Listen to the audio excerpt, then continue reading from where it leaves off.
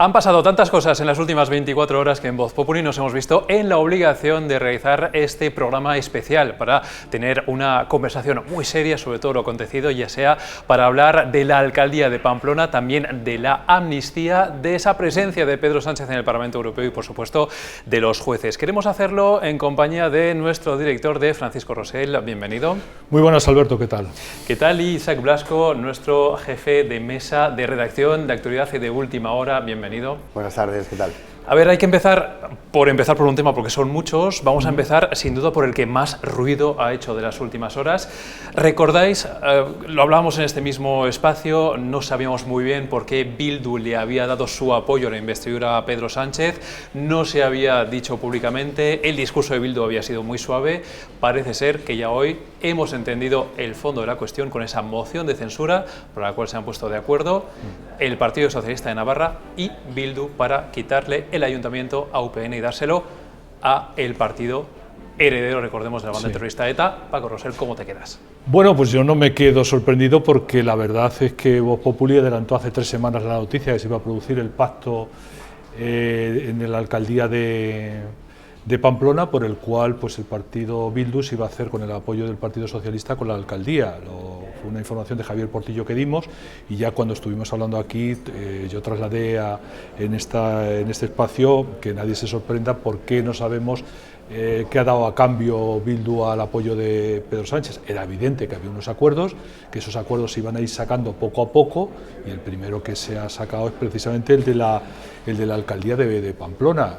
Evidentemente, si no se tratara de ese pago, pues ese acuerdo entre Bildu y el Partido Socialista podía haber producido la misma noche de las elecciones municipales, evidentemente. ¿Qué se trató de hacer? Pues lo que se trató de hacer es ocultar ese pacto con Bildu para que no aparecieran los socios que podían quitarle votos a Pedro Sánchez, ni Bildu ni los independentistas. De hecho, cuando en los debates electorales el presidente del Partido Popular, Alberto Núñez Feijóo, planteó un debate que también participaran pues Bildu, Esquerra Republicana de Cataluña, Junts, etcétera, etcétera, Pedro Sánchez no quiso ese debate, porque evidentemente lo que le interesaba era ocultar esos socios de cara a conseguir unos mejores resultados electorales, y solamente pues enfrentar el dúo el Partido Socialista Sumar frente al Partido Popular y Vox, que era su interés primordial. Por tanto, sorpresa relativa, y como tampoco nos debe sorprender lo que vamos a saber dentro de las próximas semanas y meses. Es decir, esto es un acuerdo que tiene otros apartados que iremos conociendo pues por el mismo procedimiento que nos anunció Alfonso Guerra, el trozo de lámina de salchichón. Poco a poco nos iremos enterando de todo eso. Pues un acuerdo de fondo en el que Sánchez pues negó que nunca iba a pactar con Bildu. ¿Cuántas veces necesita? Le dijo a la televisión navarra 3, 20 veces. Pues vamos a tener más de 20 pactos con Bildu, sin duda. Fíjate, Isaac, que además llama la atención un poco en la línea también de lo que está comentando nuestro director, el momento en el que se anunció, ¿no? Justo después de ese debate de este martes de amnistía con Pedro Sánchez en Estrasburgo, también con un debate muy importante en la primera sesión de control al gobierno, al nuevo gobierno. Recordemos que llevaban meses sin comparecer. Ese acuerdo para la alcaldía de Pamplona, que sin duda ha sido la noticia que ha trastocado toda la mañana también a nivel periodístico. Sí, yo, más allá de que, como bien Paco dice, no puede generar sorpresa tratándose de la palabra de Sánchez, a mí sí me parece que Bildu se está conduciendo en cuanto a sus objetivos con mucha habilidad. Y me explico. Hoy, precisamente, en la sesión de control parlamentaria se ha producido un hecho que a mí me ha parecido muy elocuente, y es el tono absolutamente amable con que Óscar Matute, el portavoz de Bildu, se ha referido a Nadia Calviño para preguntarle cuáles son las medidas que está acometiendo el gobierno para tratar de paliar, digamos, la carestía de los españoles por la escalada inflacionaria. Ha sido como si se hubiera dirigido a ella el propio portavoz del Partido Socialista. Justo la mañana en que se ha sabido que el Ayuntamiento de Pamplona ha sido arrebatado a UPN y pasa a manos de los bildutarras. Yo creo que eso forma parte de un pacto discreto que, en mi opinión, contribuye a fortalecer ese blanqueamiento institucional de Bildu con vistas a las elecciones vascas. Y tengo la sensación de que el Partido Nacionalista Vasco sigue sin ver la jugada. Yo no sé qué hace falta para que el PNV de una vez caiga del caballo, se desengañe y tenga claro que el socio preferente durante la legislatura va a ser el partido heredero de ETA.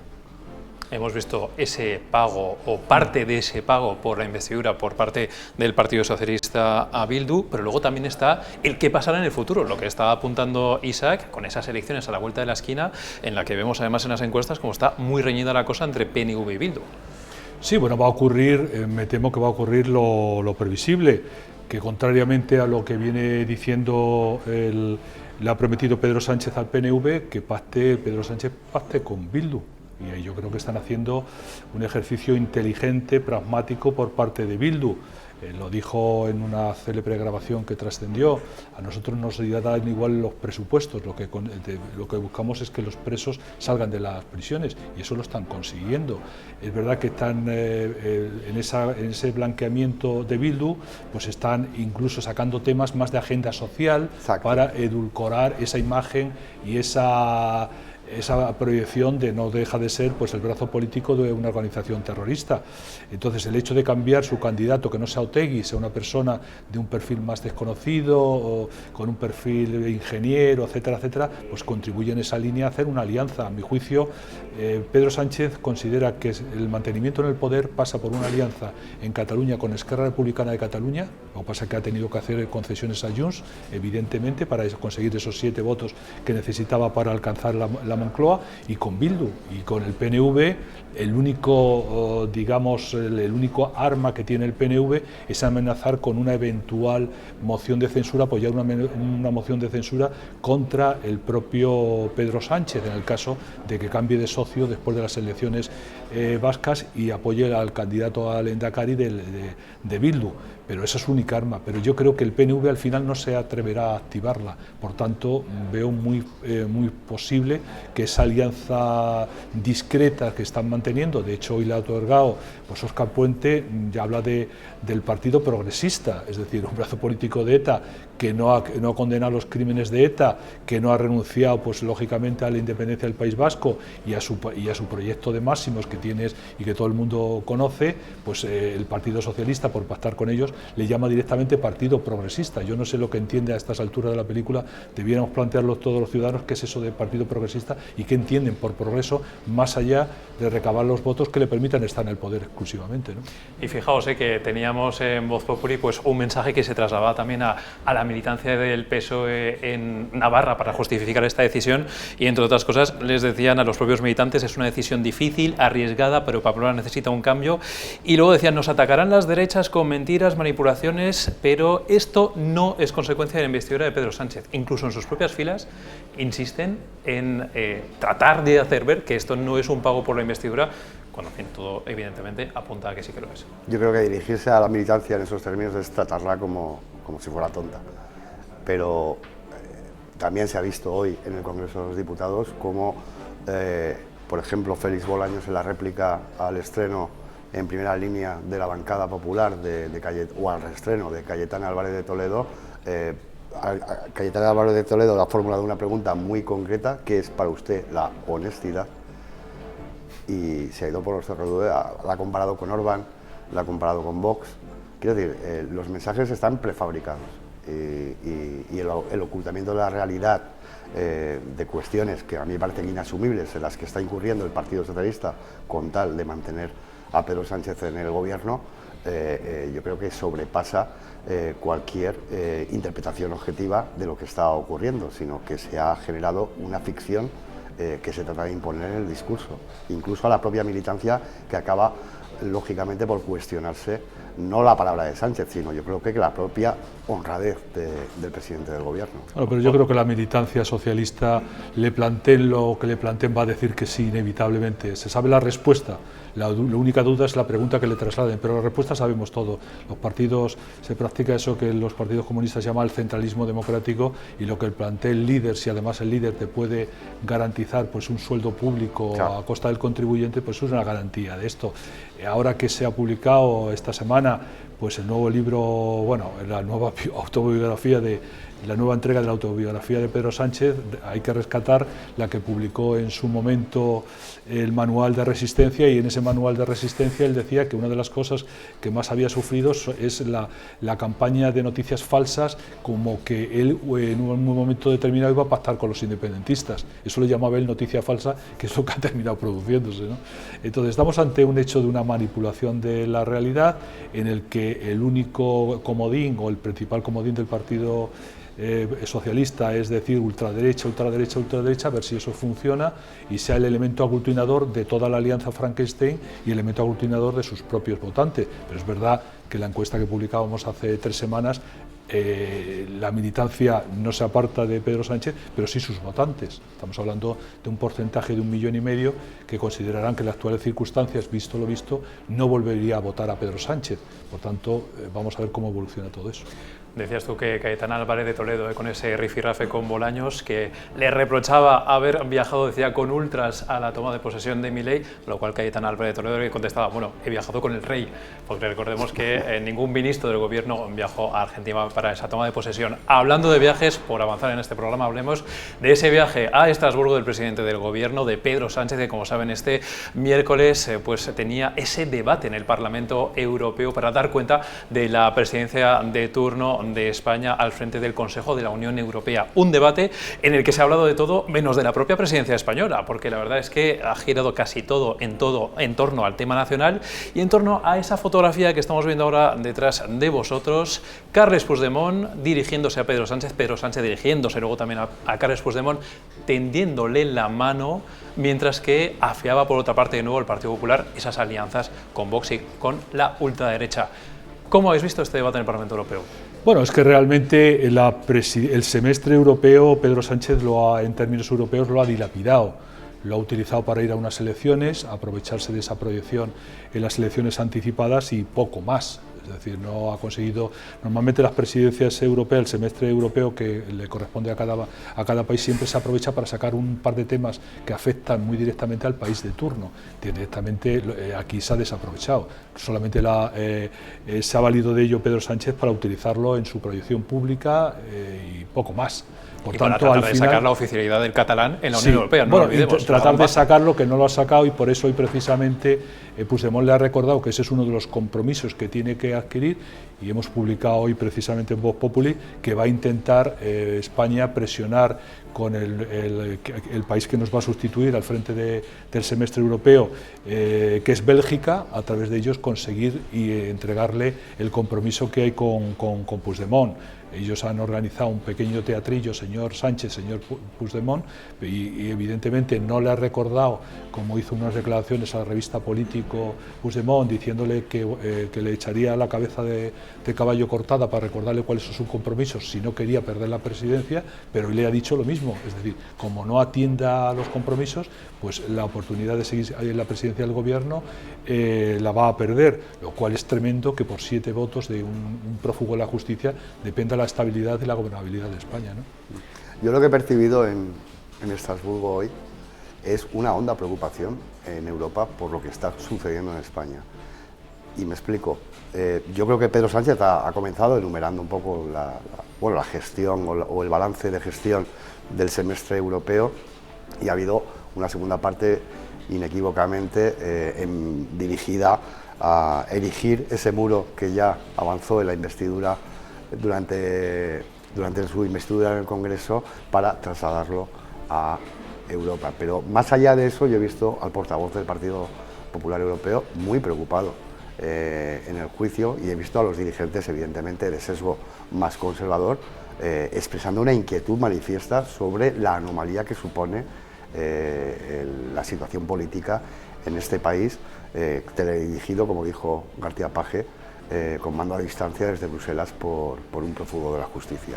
Y a mí eso es lo que me preocupa, que la imagen de España, con ese triste colofón del semestre europeo, se vea más deteriorada, si cabe, con el paso del tiempo en las instancias europeas, que por otra parte para mí es el contrapeso que nos salva. Sí, yo creo que ese sí que ha sido un éxito de la oposición y hay que valorarlo en ese sentido, de ver que las concesiones que estaba haciendo Pedro Sánchez para mantenerse en la Moncloa con la ley de amnistía cuestiona los valores fundamentales de Europa. Claro. Y Europa comienza a entenderlo. No es fácil, porque Europa está en mil historias, pero yo creo que hay conciencia y efectivamente que el portavoz del Partido Popular Europeo haya advertido a Pedro Sánchez de crear una comisión de investigación para ver qué está pasando con los jueces en España, es una advertencia que no es frecuente. Tú conoces muy bien la política europea, eso no es frecuente y por tanto que España quede señalada los términos que ha sido es tremendo, porque hay otra circunstancia también anómala, es decir, tenemos a un presidente del gobierno que es un ovni, no es un objeto volador no identificado, en lo que hace a control de fiscalización del Parlamento español, de las Cortes. Por ejemplo, en la aprobación de la tramitación de los primeros pasos de la ley de amnistía está ausente. Y es curioso porque el día anterior lo tuvo absolutamente libre y lo dedicó a presentar su libro, ¿no? Y sin embargo no tiene tiempo para ser fiscalizado en el Parlamento español, pero sin embargo hoy en el Parlamento Europeo sí se ha producido esa circunstancia. Por tanto, hay dos frentes que va a tener que dar explicaciones en el ámbito europeo y también la intervención en el Senado. El hecho de que en el Senado se cree una comisión de investigación para saber qué se está negociando, quién remunera a esos negociadores, quiénes intervienen en esa negociación que ha sacado fuera de España Pedro Sánchez en Ginebra con Puigdemont, me parece dos hitos importantes en la labor de fiscalización y de control. Y fijaos, por hilar un poquito con ese debate sobre la amnistía también de este martes en el Congreso, es verdad que en Europa lo que juega un poco en contra del propio Pedro Sánchez es todo el ruido que hicieron los propios independentistas en 2017 y que ahora lo que hace es que no solamente hay preocupación, como tú decías, también hay sorpresa, porque están viendo en Europa cómo durante 6 años España, sus funcionarios, los propios socialdemócratas han estado dedicados a ir en contra del argumentario independentista catalán y ahora de repente se encuentran con un presidente del gobierno, Pedro Sánchez, que en un minuto de un mismo discurso le tiende la mano a Puigdemont diciendo que la amnistía es un paso que va en una buena dirección y a la vez habla de ese lawfare, de ese famoso término, del que acusa al Partido Popular por la no renovación del Consejo General del Poder Judicial. Lo menos que puede expresar Bruselas es perplejidad. En este caso es Estrasburgo, que es donde se ha celebrado hoy la reunión parlamentaria o europarlamentaria, pero yo eso lo enlazo precisamente con la labor que hizo el independentismo a efectos de comunicación en las instancias europeas, y fue muy eficaz, y se debe a una persona con nombre y apellidos que se llama Raúl Romeva, que desplegó con muchísimos medios económicos provistos evidentemente por el gobierno de Cataluña de la época. ¿Quieres decir por el gobierno español? Bueno, evidentemente. Porque es de todos los contribuyentes. Por todos los contribuyentes españoles, una labor de manipulación informativa, porque evidentemente no se puede hablar de campaña de comunicación, en la que yo recuerdo la expresión de impotencia de embajadores de España del momento en países europeos que hablaban de que se estaba ganando la partida al Estado de Derecho, porque hubo medios de prestigio, hubo políticos como el desaparecido David Sassoli que no transigieron con desproveer de la categoría de eurodiputado o de la condición de eurodiputado a Carles Puigdemont, y ahora a mí me extraña relativamente que se genere sorpresa en Europa, porque esa labor de manipulación informativa caló hondo en las instancias europeas, lamentablemente, también por lo que comenta Paco, porque la Unión Europea, y tú también lo conoces muy bien, Alberto, es un ente absolutamente mastodóntico que aborda multitud de frentes, y es evidente que este es solamente uno de ellos, ¿no? A mí lo que me ha resultado especialmente sorprendente, lo apuntabais, que haya mencionado esa palabra de lawfare acusando al Partido Popular, además apenas, ni siquiera 24 horas después, apenas unas horas después de ese discurso de Míriam Nogueras en el Congreso de los Diputados, apuntando nombres y apellidos de jueces, de periodistas, diciendo que deberían ser juzgados por atacar a Cataluña. Sí, bueno, yo creo que efectivamente ese argumento absolutamente peregrino de comparar lo de que no se renueve el Consejo del Poder Judicial con lo que se llama lawfare no tiene nada que ver. Primero, se ha desmontado el teatrillo que las explicaciones que dio el ministro Bolaños al comisario de Justicia, diciendo que evidentemente la ley de amnistía era plenamente constitucional, no tocaba los valores europeos y que el lawfare no aparecía por ningún lado. Claro, después de 24 horas antes de la sesión que hoy se ha celebrado en el Estrasburgo, hemos visto como la portavoz de Junts ha señalado a determinados jueces por sus nombres. Es decir, eso es lo que ha dicho uno de los diputados portugueses, eso es una caza de brujas en toda regla. Eso es impropio de un sistema democrático, un sistema de separación de poderes que se señale de esa manera. Además, con el silencio cómplice del Partido Socialista, que además avalado y aprobó en el pleno de ayer la creación de esas comisiones en el que se va a criminalizar a los jueces, porque aquí tenía toda la razón y han hecho muy bien en citar a Felipe González. Felipe González lo que dice es que la amnistía que se está intentando tramitar, más allá de que no tiene encaje constitucional, lo que busca es criminalizar a aquellos que persiguieron el delito, a los golpistas del año 17. Eso es absolutamente intolerable. Que además desde la tribuna del Congreso de los Diputados se señale a todos esos por un lado jueces, a esos miembros de la policía, de la Guardia Civil, a periodistas, es algo absolutamente intolerable. Que si el espacio lo trasladáramos de España a Polonia, ahora mismo habría una crisis europea que obligaría a la propia Comisión a tomar medidas de retención de fondos europeos con respecto a Polonia. Y eso lo hace quien tiene la presidencia de turno de la Comisión Europea y hoy ha estado en Estrasburgo. Por tanto, el salto cualitativo que se ha experimentado es de una enorme gravedad que denota el peligro en el que nos encontramos. Porque, claro, a partir de ahora, con el trabajo de las comisiones, y ha hecho muy bien el presidente del Tribunal Supremo, que hoy tenía pendiente una reunión con el nuevo ministro de Justicia, en plantarlo y decir que esa reunión no se va a celebrar. Es que es un acoso, nunca habíamos visto tal acoso a los jueces y esa anulación o ese intento de irrupción en el Poder Judicial como la que se vivió ayer precisamente en la sesión donde se inició la tramitación de la ley de amnistía, ¿no? Porque es verdad que Míriam Nogueras en ese discurso tenía luego pues ese silencio siempre un poco cómplice, ¿no?, del propio partido de gobierno, que es lo que es especialmente, en fin, relevante en este caso. Os quiero hacer una última pregunta. Francisco, veo que te quedas con ganas de apuntar. No es que solamente el silencio del Partido Socialista, sino que el Partido Socialista apoyó la creación de esas comisiones del lawfare, en el que se va a enjuiciar, es decir, lo que vamos a tener, el Parlamento se va a convertir en un tribunal popular contra los propios jueces. Eso es un disparate que no se conoce desde los tiempos de la Revolución Francesa. Y por tanto de una enorme gravedad a donde se está arrastrando. Y por eso cuando el portavoz del Parlamento Europeo, que no ha podido, porque Sánchez ha salido rápidamente sin esperar a que le diera respuesta, lo explica muy bien. ¿Cómo se solucionan los problemas en Alemania?